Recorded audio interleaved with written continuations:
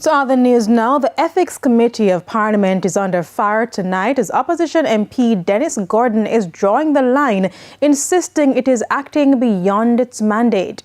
Mr. Gordon contends the committee has no right to demand his return. Nakinsky Robinson reports. Defiance or discretion?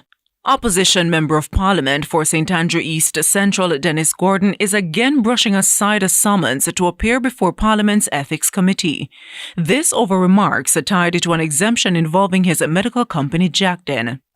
I'm not going to circumvent the standing order to the pleasure of a committee.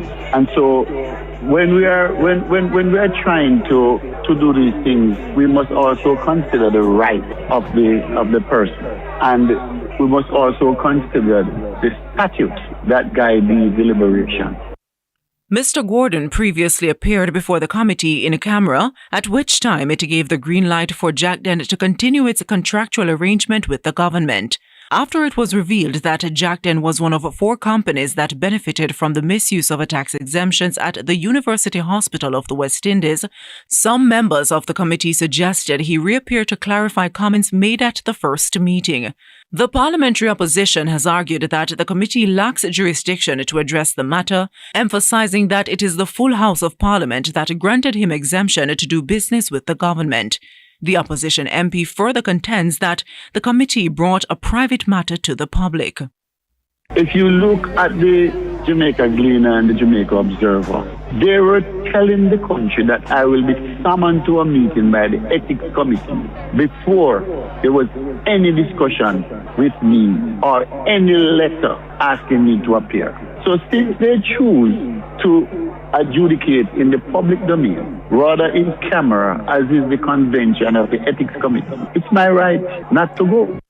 In a letter to the Clerk of the House, Senior Legislative Counsel Tiffany Stewart explained that Standing Order 77-7 suggests a committee is a creature of the House and possess no independent power to revise a decision that the full House has already sanctioned. Therefore, a new motion or order from the House is necessary to authorize such a review. Jamaican has been at the center of a procurement scandal at the UHWI, which was flagged in an Auditor General report in January. Mr. Gordon remains strident that he will not appear before the committee unless the request is approved by the House. I have no intention of going to the Ethics Committee until the matter is sufficiently referred. Okay? And I'm simply saying, up to the last sitting, the chairman deliberately did not say publicly what the opinion is.